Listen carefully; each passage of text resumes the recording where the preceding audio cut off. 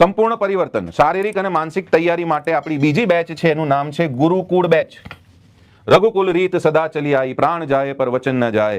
મહેનત કરો, પાસ થાવ, એના માટે છે ગુરુકુળ બેચ. એવા વિદ્યાર્થીઓ કે જે ખરેખર સમર્પણ ભાવનાથી ભણવા માંગે છે કે સાહેબ હું સવારે 5 વાગે ઉઠું ત્યાંથી રાત્રે ઊંઘું ત્યાં સુધી તમારા સાનિધ્યમાં, તમારા આરંભના ગુરુકુલમાં જ હું રહીશ, એવા વિદ્યાર્થીઓ માટે છે આ ગુરુકુલ બેચ. એમાં એમણે પોતાનું ઘર છોડી દેવાનું છે, અહીંયા આવી જવાનું છે. જે ગાંધીનગરમાં રહે છે પોતાના ઘરે રહે છે તો કોઈ જ વાંધો નથી, પણ સવારે કીધું એમ ફિઝિકલ કોચ જે છે આપણા રનિંગ માટેના કોચ એ આપણા પ્રાઇવેટ કોચ છે. એ બીજી કોઈ એકેડમીમાં જશે નહીં. પર્ટિક્યુલરલી આપણા માટે જ તેઓ પોતે પર્સનલ ગાઈડન્સ આપશે.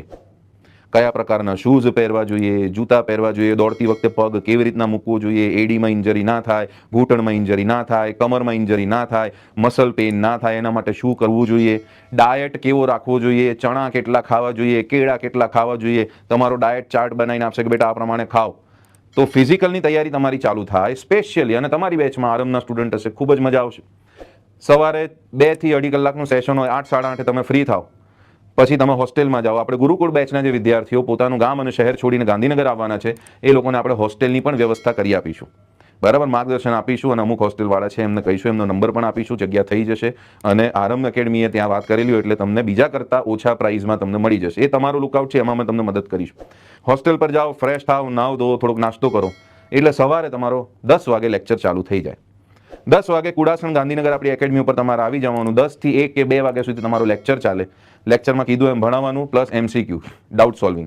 2 વાગે તમારો લંચ બ્રેક પડે, 2 થી 2:30 કે 3 વાગ્યા સુધી લંચ બ્રેક રાખો. અને ક્લાસરૂમની બાજુમાં જ આપણે રીડિંગ રૂમ રાખ્યો છે.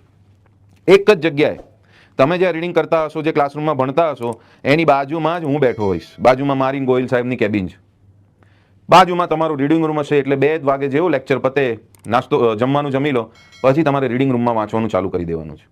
અને રીડિંગ રૂમમાં આપણે એક સ્પેશિયલ ટ્યુટર મૂક્યા હશે જે તમારી ઉપર ધ્યાન રાખશે કે તમે વાંચો છો, મોબાઈલ જુઓ છો, રમત રમો છો, કેટલી બ્રેક લો છો. ડિસિપ્લિન રાખીશું આપણે, કારણ કે પોલીસમાં જવાનું છે. કરાઈ training police centre, Junagadh training police centre જે છે ડિસિપ્લિન ઉપર ચાલે છે.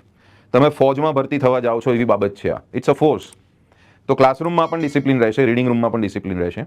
દરરોજ સાંજે તમારા કોઈકને કોઈક ડાઉટ હોય તેનું સોલ્વિંગ સેશન પણ આપણે રાખીશું, કારણ કે અમે અહીંયા જ છીએ. આટા ફેરા મારતા રહીશું અમે રીડિંગ રૂમમાં. તમે નહીં વાંચતા હો તો કહીશું વાંચો બેટા, અને પછી ઘરે જઈને સૂઈ જવાનું છે. આ પ્રકારની આપણે આખી સિસ્ટમ ગોઠવી છે જેને કહીએ છીએ ગુરુકુળ બેચ.